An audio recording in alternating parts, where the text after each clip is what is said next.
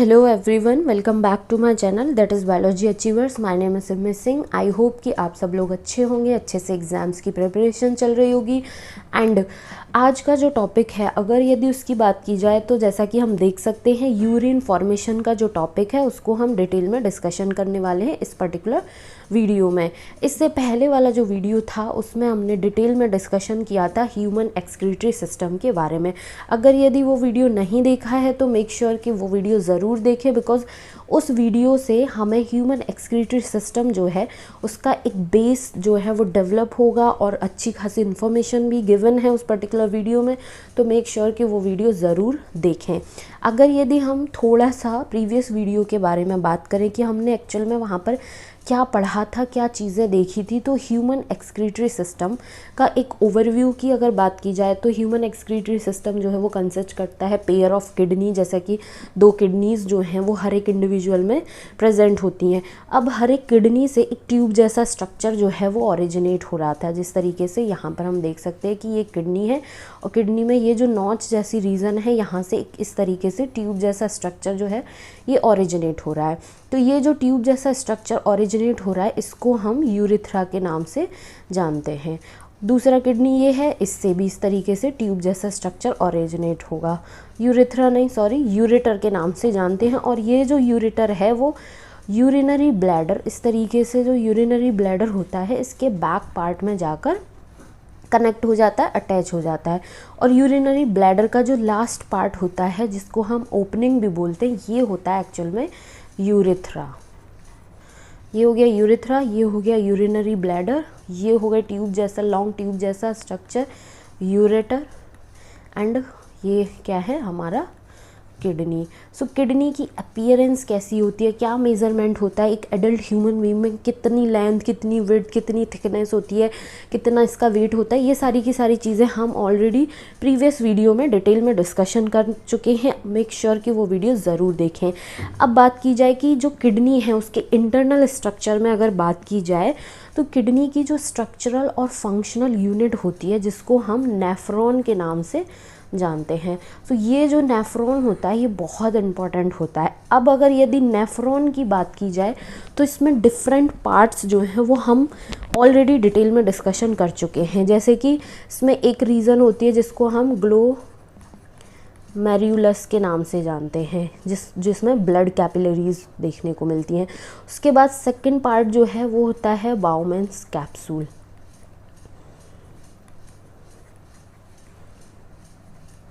अब बाउमेन्स कैप्सूल जो है वो क्या करता है, सराउंड करके रखता है इसको, किसको, ग्लोमेरुलस जो है उसको। उसके बाद हमने देखा था कि हेनेल्स लूप देखने को मिलता है। हेनेल्स लूप जो है वो फर्दर डिवाइडेड था 2 डिफरेंट रीजन्स में, ascending limb and descending limb.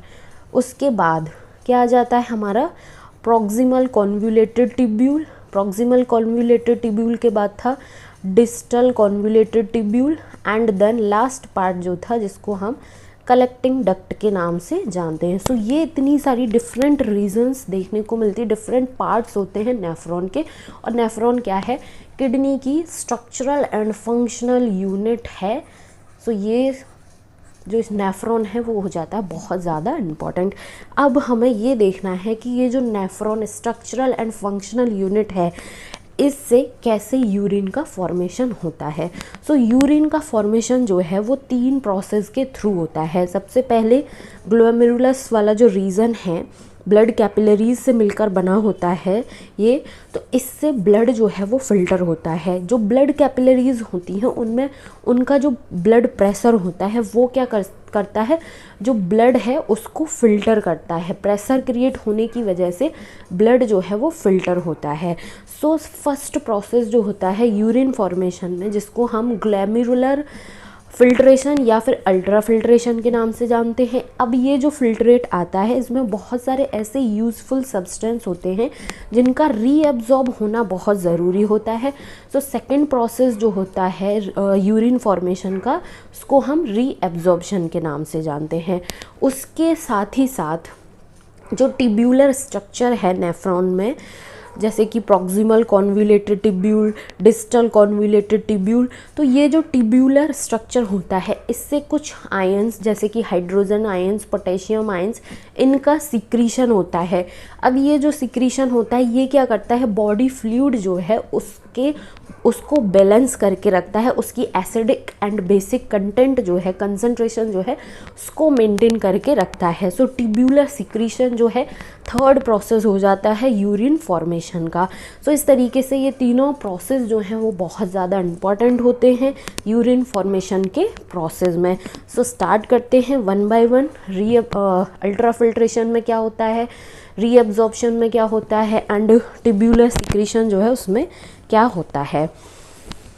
सो यहाँ पर हम देख सकते हैं कि यूरिन फॉर्मेशन में फर्स्ट पॉइंट जिसमें हमसे बात की गई है, तो तीनों प्रोसेस के बारे में बात की गई है कि यूरिन का फॉर्मेशन जो है वो इन्वॉल्व करता है तीन मेन प्रोसेस, जिसमें सबसे फर्स्ट प्रोसेस जो है जिसको हम ग्लोमेरुलर फिल्ट्रेशन या फिर अल्ट्रा फिल्ट्रेशन के नाम से जानते हैं। सेकेंड प्रोसेस जो होता है उसको रीअब्जॉर्प्शन बोलते हैं, एंड थर्ड प्रोसेस जो है उसको टिब्यूलर सिक्रीशन के नाम से जानते हैं। और ये एक सीक्वेंस में ही रन होते हैं, ऐसा नहीं है कि आप बोल दो reabsorption, secretion and then ultrafiltration, तो ये सीक्वेंस क्या है, गलत होगा।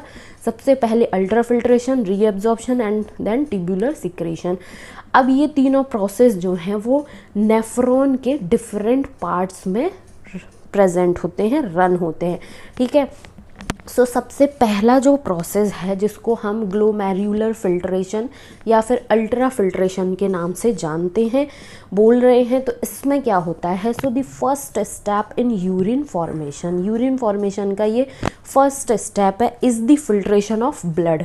इसमें क्या होता है, फर्स्ट स्टेप जो है ब्लड कैपिलरीज जो हैं उनके थ्रू ब्लड का फिल्ट्रेशन होता है। अब ये जो फिल्ट्रेशन है ब्लड का वो कहाँ पर हो रहा है, ग्लोमेरुलस वाला जो पार्ट है नेफ्रॉन का, वहाँ उस पर्टिकुलर रीजन में ब्लड का फिल्ट्रेशन होता है, जिसको हम ग्लोमेरुलर फिल्ट्रेशन के नाम से जान रहे हैं। अगर यदि हम स्ट्रक्चर बेसिस पर इसकी बात करें तो यहाँ पर ये एक हमारे पास डायग्राम है जिसमें हम देख सकते हैं कि ये जो पर्टिकुलर पार्ट है ये क्या है, हमारा ग्लोमेरुलस वाला पार्ट है।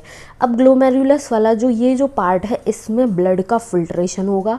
ब्लड का फिल्ट्रेशन हो रहा है, जब ग्लोमेरुलस वाले पार्ट में हो रहा है तो इसको हम ग्लोमेरुलर फिल्ट्रेशन के नाम से जानते हैं। ब्लड जो है वो फिल्टर होके मूव करके जाता है फिर कहाँ पर, आगे की तरफ, वो हम आगे जैसे जैसे बढ़ेंगे वहाँ पर देखते हुए चलेंगे। सो फर्स्ट पॉइंट में यही बात की गई है, the first step in urine formation is the filtration of blood which is carried out by the glomerulus and is called glomerular filtration. I hope कि अभी तक जितनी हमने चीज़ें देखी वो अच्छे से समझ में आई होंगी। अगर यदि बात की जाए कि ऑन एन एवरेज, एक एवरेज डेटा है, फिक्स डेटा नहीं है, 1100 से 1200 ml of blood is filtered bye the kidney per minute. एक मिनट में 1100 से 1200 ml ब्लड जो है वो फिल्टर किया जाता है किडनी के थ्रू। अब ये जो किडनी के थ्रू ब्लड फिल्टर हो रहा है वो कितना पार्ट है जो हार्ट के आर्टरीज, वेंट्रिकल्स जो होती हैं उससे पंप हो रहा है। सो which constitute roughly 1/5 of blood pumped out by each ventricle of the heart in a minute।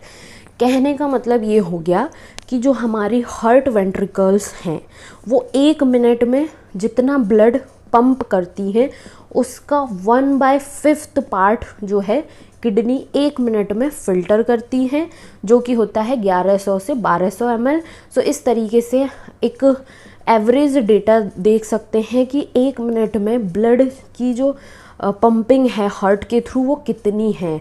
सो ये हो गई बात ऑन एन एवरेज डेटा की, कि ऑन एन एवरेज 1100 से 1200 ml जो ब्लड है वो फिल्टर किया जाता है किडनी के थ्रू पर मिनट, जो कि 1/5 पार्ट होता है ब्लड का पंप हुआ होता है वेंट्रिकल्स से, हार्ट वेंट्रिकल्स जो हैं उनके थ्रू। उसके बाद अब जो ग्लोमेरुलर वाला पार्ट है उससे ब्लड कैपिलरीज जो है वो प्रेजेंट है, जैसे कि हम ऑलरेडी जान चुके हैं कि ये जो अफरेंट आर्टरियोल है, इफरेंट आर्टेरियोल है, ये क्या है, ये ब्लड कैपिलरीज हैं किसकी, ग्लोमेरुलस वाला जो पार्ट है इसकी। So glomerular capillaries blood pressure cause filtration of blood. ये जो ब्लड कैपिलरीज हैं इनका जो प्रेशर होता है, इनमें जो ब्लड का प्रेशर होता है उसकी वजह से ब्लड जो है वो फिल्टर होता है। अब ये जो ब्लड है वो 3 डिफरेंट लेयर्स के थ्रू फिल्टर होता है। सबसे फर्स्ट लेयर जो होती है उसको हम बोलते हैं endothelium of glomerular blood vessel, endothelium of glomerular blood vessel. उसके बाद प्रेजेंट होती है एपिथीलियम ऑफ बाउमेंस कैप्सूल। ये जो बाउमेंस कैप्सूल है इसकी एपिथीलियम लेयर है। ब्लड कैपिलरीज जो है ये इनकी एंडोथीलियम लेयर है, और एंडोथीलियम और एपिथीलियम इसके बीच में एक बेसमेंट मेम्ब्रेन जो है वो प्रेजेंट होती है इन दोनों के बीच में। इतनी 3 डिफरेंट लेयर्स जो है उससे ब्लड जो है वो क्या होता है, फिल्टर होता है। जैसे ही ब्लड फिल्टर हुआ, कहने का मतलब ये हो गया कि जो ग्लोमेरुलस वाला पार्ट है, ब्लड कैपिलरीज में ब्लड प्रेशर जो है वो कॉज करता है फिल्ट्रेशन को। तो तीनों डिफरेंट लेयर्स के थ्रू ब्लड जो है वो फिल्टर हुआ।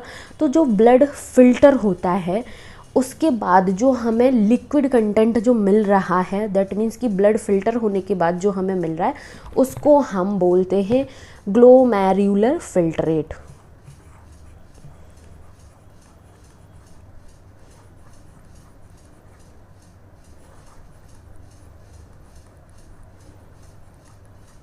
ये हमारे पास क्या है, ग्लोमेरुलर फिल्ट्रेट जो है वो मूव करके आ रहा है इस तरीके से।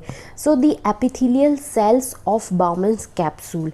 अब ये जो हमारा बाउमेन कैप्सूल है इसकी जो एपिथेलियम सेल्स हैं उनको हम पोडोसाइट के नाम से भी जानते हैं। ये टर्म बहुत ज़्यादा इंपॉर्टेंट है, मे बी क्वेश्चन में पूछ भी लिया जा सकता है कि बाउमेन कैप्सूल की एपिथेलियम सेल्स जो हैं उनको हम किस अदर नेम से जानते हैं, तो इनको हम जानते हैं पोडोसाइट सेल्स के नाम से। अब ये जो पोडोसाइट सेल्स होती हैं वो एक इंट्रिकेट मैनर में, दैट मीन्स कि एक कॉम्प्लेक्स मैनर में अरेंज होती हैं।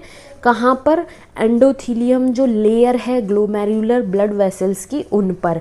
सो जब ये इस तरीके से एक कॉम्प्लेक्स मैनर में, इंट्रिकेट मैनर में अरेंज होती हैं तो इनके बीच में कुछ कुछ स्पेस जो है, माइन्यूट सा स्पेस जो है वो रह जाता है, जिसको हम फिल्ट्रेशन स्लिट और स्लिट पोर के नाम से जानते हैं। और इन्हीं पोर्स के थ्रू इजीली जो ग्लोमेरुलर फिल्ट्रेट जो है वो आगे की तरफ मूव कर जाता है। So the epithelial cells of Bowman's capsule called podocytes are arranged in an intricate manner, complex manner, so as to leave some minute space called filtration slits और slit pore। अगर यदि यहाँ पर हम स्ट्रक्चर ड्रॉ करके ये जो इन podocytes के अरेंजमेंट की बात की गई है इसकी बात करें तो इस तरीके से ये क्या है, हमारे ब्लड कैपिलरीज हैं। इसके सराउंड डिफरेंट कलर ले लेते हैं। ये इस तरीके से बाउमन कैप्सूल जो है वो प्रेजेंट है। तो ये जो बाउमन कैप्सूल की कौन सी एपिथेलियल सेल्स जो हैं जिनको हम पोडोसाइट्स बोल रहे हैं, ये क्या है, इस पर इस तरीके से अरेंज्ड होती हैं। इस तरीके से ये अरेंज होती हैं तो इनके बीच में ये जो माइन्यूट सा स्पेस प्रेजेंट होता है इसको हम फिल्ट्रेशन स्लिट और स्लिट पोर बोलते हैं। और इन्हीं पोर्स के थ्रू क्या है, ब्लड जो है वो फिल्टर होता है, जिसको हम ग्लोमेरुलर फिल्ट्रेट के नाम से जानते हैं। और ये फिल्ट्रेट जो है वो बाउमन कैप्सूल से आगे की तरफ प्रॉक्सिमल कॉन्वुलेटेड टिब्यूल जो है उसमें मूव करके जाता है। अब ये जो फिल्ट्रेट मिला हमें, ग्लोमेरुलर फिल्ट्रेट जो मिला, क्या ये यूरिन होता है? नहीं, ये जो फिल्ट्रेट होता है ये यूरिन नहीं होता। इसमें बहुत सारे यूज़फुल मटेरियल सब्सटेंस जो हैं वो प्रेजेंट होते हैं जिनका रीअब्जॉर्प्शन होना बहुत ज़रूरी होता है। तो देखते हैं कि ये जो फिल्ट्रेट मिला है इसमें कौन कौन से यूज़फुल सब्सटेंस जो हैं वो प्रेजेंट होते हैं। So blood is filtered so finally through these membranes. तो जैसा कि मैंने बताया कि जो पोर्स था, ठीक है, स्लिट पोर जिसको हम बोल रहे थे, तो इसके थ्रू ब्लड जो है वो बहुत ही ज़्यादा फाइनली क्या होता है, फिल्टर हो जाता है इन मेम्ब्रेन के through, that almost all the constituent of the plasma. तो ब्लड का जितना भी लिक्विड पार्ट होता है इंक्लूडिंग प्लाज्मा, वो सारा का सारा इससे इजीली पास हो जाता है, ठीक है, फिल्टर हो जाता है। लेकिन कुछ लार्ज मॉलिक्यूल्स जैसे कि प्रोटीन्स जो हो गए, ये रह जाते हैं। ये कहाँ पर, ब्लड कैपिलरीज जो हैं, ग्लोमेरुलस वाला जो पार्ट है उसी में रह जाते हैं और ल्यूमेन के थ्रू बाउमन कैप्सूल में ये क्या है, पास हो जाते हैं। तो इसी वजह से इस प्रोसेस को हम बोलते हैं अल्ट्रा फिल्ट्रेशन के नाम से भी जानते हैं। सिंपल सा है, समझने की कोशिश करते हैं कि जो ग्लोमेरुलस वाला पार्ट है, ब्लड कैपिलरीज हैं, उनमें क्या हुआ, ब्लड प्रेशर जो है उसने कॉज किया फिल्ट्रेशन। तो फिल्टर होने के बाद क्या कहते हैं, जो हमारे पास ग्लोमेरुलर फिल्ट्रेट मिला उसमें ब्लड का ऑलमोस्ट लिक्विड कंटेंट जितना होता है वो सारा का सारा फिल्टर हो जाता है, एक्सेप्ट प्रोटीन्स जो हैं वो पास होती हैं on to the lumen of the Bowman capsule. तो जब ब्लड का सारा लिक्विड कंटेंट जो है वो फिल्टर हो जाता है इन 3 डिफरेंट लेयर्स, 3 मेम्ब्रेन्स जो हैं उनके थ्रू, तो इस तरीके से बोला जाता है कि ये क्या है, एक अल्ट्रा फिल्ट्रेशन हुआ, जिसमें मोस्टली सारे के सारे ब्लड के जो लिक्विड कंटेंट हैं वो क्या हो गए, फिल्टर हो गए बहुत ही फाइनली, बहुत ही easily. So the amount of filtrate formed by the kidney per minute is called glomerular filtrate rate.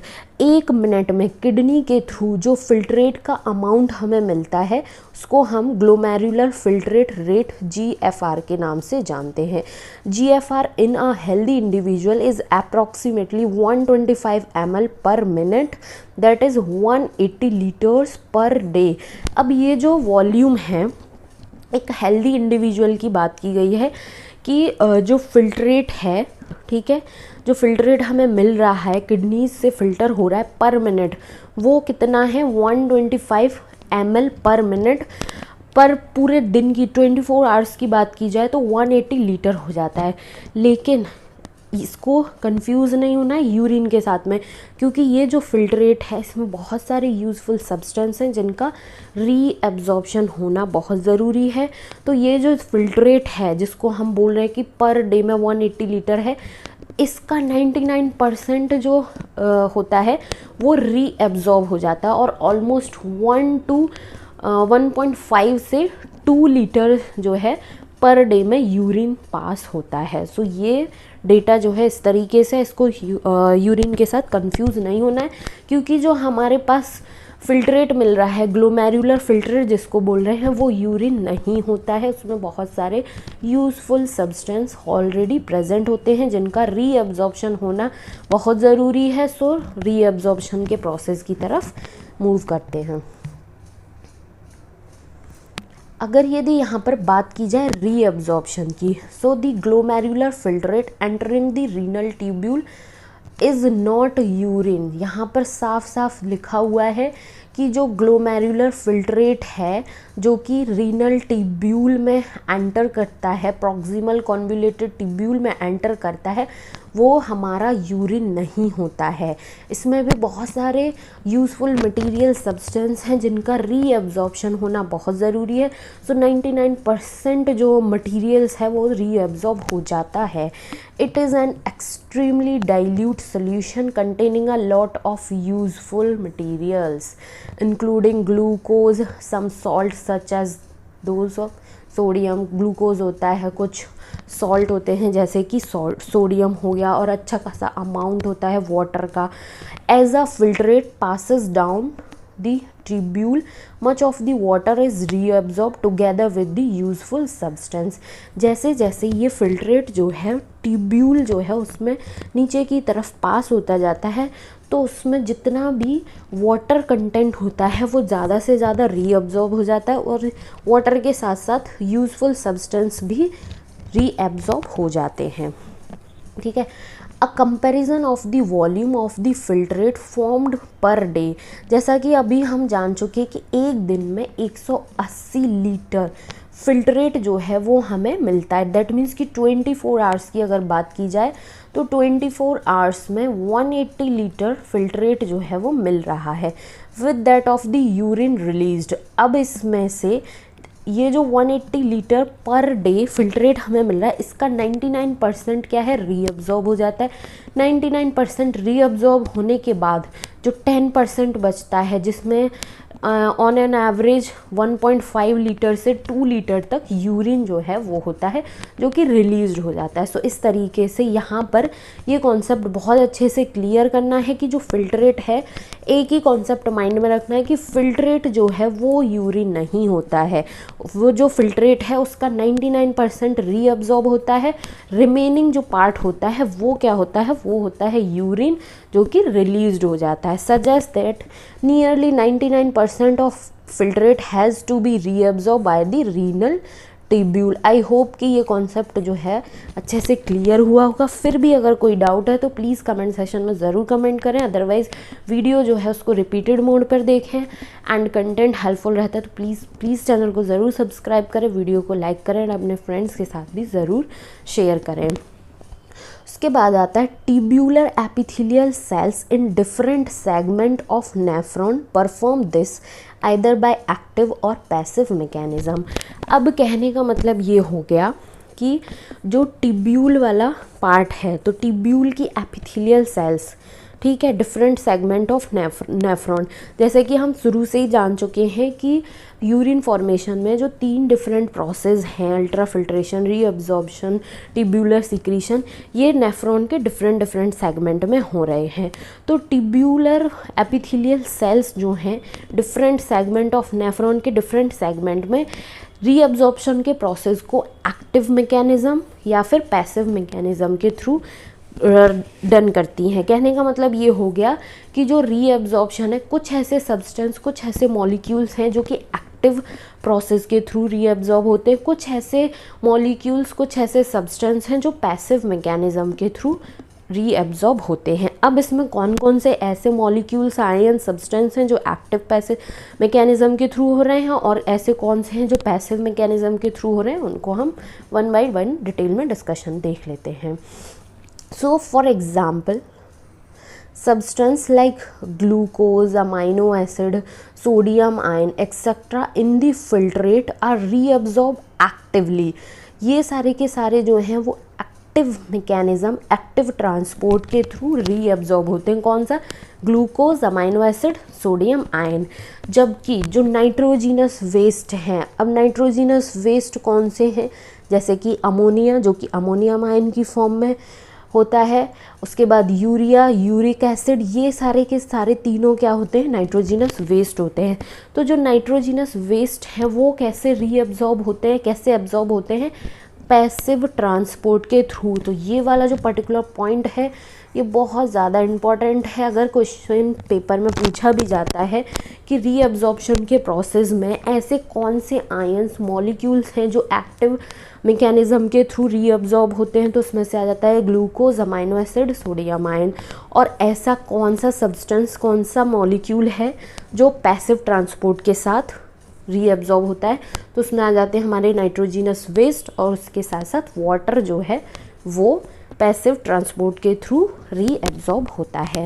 So reabsorption of water also occur passively in the initial segment of nephron.